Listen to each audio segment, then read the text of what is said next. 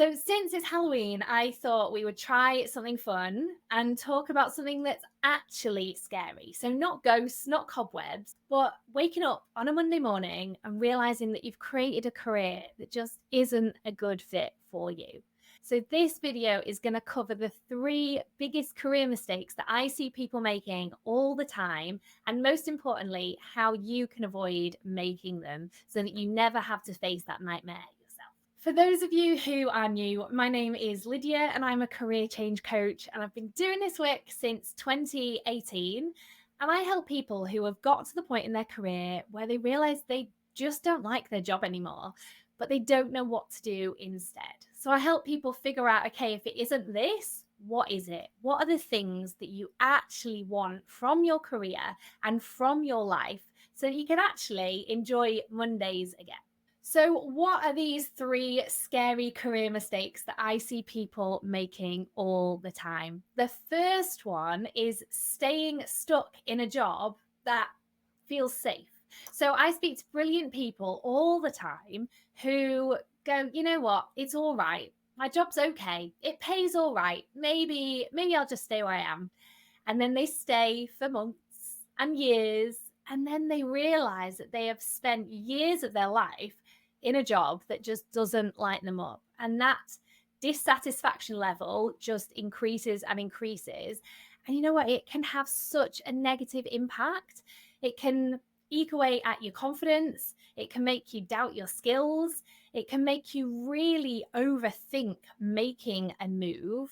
And also, it can lead to health issues. So, it can lead to burnout because you're in a job that just isn't the right fit. So, you're trying so hard to fit yourself into a role that isn't right for you. So, you can have all of these really negative things that can come about from staying in a job that isn't the right thing for you. So, how do we avoid it? There's lots of things that I could suggest that you do, but the biggest thing is to get curious, to really think, what is it I want from my job, rather than just focusing on the things that you feel you should want or things that society have told you are important about a job. So you might want to think about scheduling a weekly coffee chat with somebody in a different industry that you're curious about. You may want to spend a bit of time at the end of every day thinking, what were the tasks that I did today? What were the moments in my day that I actually enjoyed? What were the moments in my day that really drained my energy? These things will help you to find patterns and clues and themes that will lead you a step closer to figuring out what it is that you want from the next step in your career, so that you're not left in this trap of just staying where you are because it feels safer. So, to give you an example of this, I spoke with a guy, it was around about a year ago. And you know what? He was showing all the signs that the job he was in just wasn't the right fit for him. He's not motivated. He gets to the end of the week and he's exhausted. He has to switch off in an evening. He's so drained from his job. So he spends a lot of time scrolling on his phone. He drinks more than he wants to. He buys more takeaways than he maybe should do. And he's missing out on time with his wife and his kids. So this is about a year ago. Now, that same person has just come back to me for help. So he is now one of my clients trying to work out, what is it I want? It's got to the point where this isn't sustainable anymore and I need help. That's the position he's in right now. And I'm not going to say that's going to happen to you, but it's really about looking for those warning signs. Is this the right job for me? How do I feel at the end of the week? How do I feel during my day? Am I watching the seconds on the clock go by because I'm just willing my day to pass? Really thinking about, are you in a job that is working for you, that lights you up? Or are you in a job that is draining the life out of you? That actually, if you were to stay there another year, another 5 years, what is the impact going to be on your life and on the people who live really closely with you? So, the second big mistake that I see is jumping without a plan. They hand in their notice with no plan B because they've realized don't like my job, so I need to leave. Now, this can feel really exciting at first until the bills hit. So, how do we avoid this happening to you? If you're at the point where you go, I just need to quit my job, that's a very understandable place to be. But let's back up a little bit and think this through. Let's map it out like we're going on a trip. Okay. So, really think about, where are you now? What are the things that you know are good about your job? What are the things that you want to keep? So, it could be your salary, it could be your commute time, it could be your job role, even, it could be the industry you're in. Or you might be really clear that there's some things here that really aren't working. So we need to make a change. Okay. But first of all, it's thinking about your current situation and getting really clear on what it is that's working and what it is that isn't working. Then we want to think about, okay, we're about to make a change. What do we want to see? Where do we want to get to? So, again, thinking about not just the job title, think about your location, how you want to be feeling in your job. Maybe it's a different industry, maybe it's a different job title. Really think about, what is it that you want to create in your next job move? And then we want to plot out the stepping stones. How do you get there? What are the action steps that you need to take to get from where you are now to where you want to be? Is there a qualification that you're going to need to get before you can start applying for these kind of roles? Are there people that in your network that you can speak to that are going to help you to find the types of roles that you want to get? It's really starting to plan it now, so that by the time you do hand in your resignation, you have a plan and you can be really confident that you know exactly where you're going. So I know what you're thinking. Okay, write a plan, as if you've never thought of that before. So here's something that you can do right now.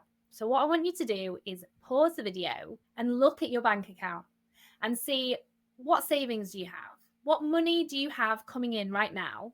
If you were to hand in your notice tomorrow, how long would that last you before the pressure of bills started to feel a little bit scary?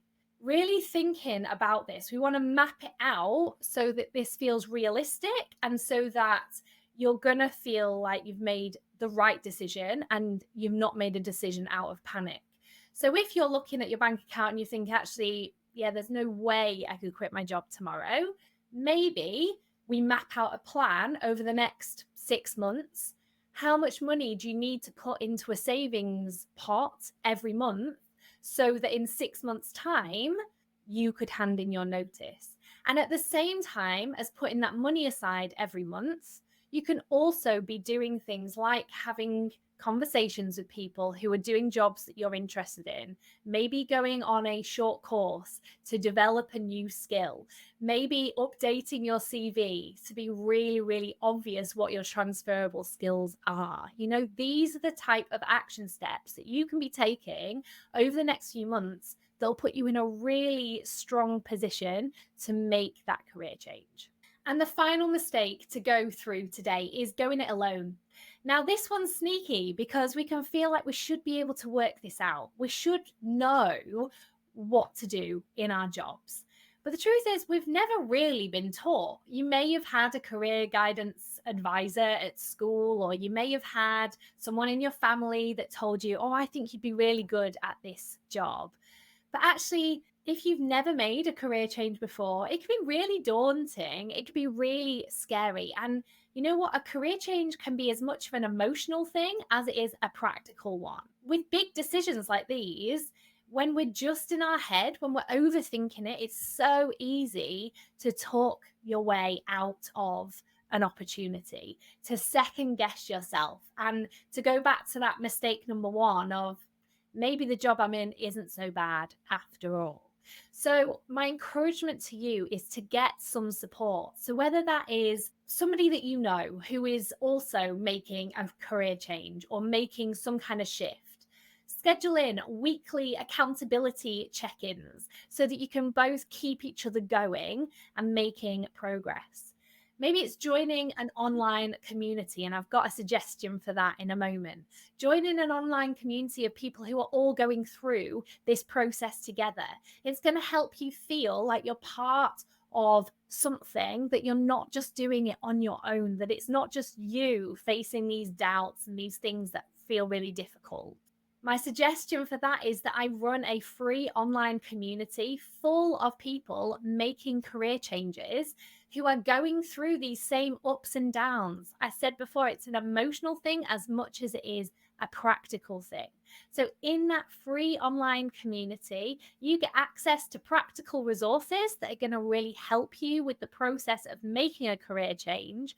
But more importantly, you get access to a community of people going through this same stuff who are going to be there to cheer you on. And then the final thing is to get some professional support. So that could be a coach, it could be a manager at work, it could be a mentor, someone who's going to be able to encourage you and share things that they see in you. And that is going to just accelerate the speed that you can go at to make this career change. It's going to make the whole process so much faster. So there you go. Those are the 3 scary mistakes that I'm really keen for you to avoid when you're thinking about making a career change. The good news is that you can dodge all of those 3 mistakes just by starting small, getting curious, and getting some support. And I would love to be part of that answer for you.